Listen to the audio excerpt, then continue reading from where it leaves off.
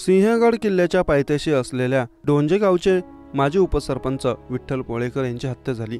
गुरुवारी सकाळी 6 वाजता मॉर्निंग वॉकसाठी गेलेल्या विठ्ठल पोळेकर यांचे अपहरण करून त्यांची हत्या करण्यात आली आहे। कुख्यात गुंड बाबू मामे यांनी अपहरण केल्याची तक्रार विठ्ठल पोळेकर यांच्या कुटुंबियांनी पोलिसांकडे दिली होती। त्यानंतर आज विठ्ठल पोळेकर यांचा मृतदेहाचे तुकडे खडकवासला धरणाच्या पाण्यात ओसाडे गावच्या हद्दीत आढळून आले। निवडणूक काळात घडलेल्या या घटनेने पंचक्रोशीत खळबळ उडाले आहे। कुख्यात गुंड बाबू मामे यांनी काही दिवसांपूर्वी विठ्ठल पोळेकर यांच्या पुण्यातील कार्यालयात जाऊन जगवार कार किंवा 2 कोटी रुपयांची खंडणी देण्याची मागणी केली होती, परंतु ही मागणी पूर्ण न केल्याने त्यांचे अपहरण करून हत्या करण्यात आल्याचा संशय आहे।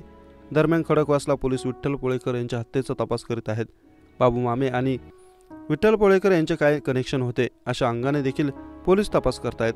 पुणे शहर आणि जिल्ह्यात कायदा सुव्यवस्थेचा मोठा प्रश्न निर्माण झाला असून कोयता गँगची देखील मोठी दहशत शहरात आहे। पुण्यात माजी उपसरपंच आणि कंत्राटदार विठ्ठल पोळेकर यांचं अपहरण करून हत्या करण्यात आली। गुरुवारी पहाटे 6 वाजता मॉर्निंग वॉकसाठी गेलेल्या विठ्ठल पोळेकर यांचं अपहरण करण्यात आलं होतं। आज त्यांच्या मृतदेहाचे खडकवासला धरणाच्या पाण्यात ओसाडे गावच्या हद्दीत आढळून आले।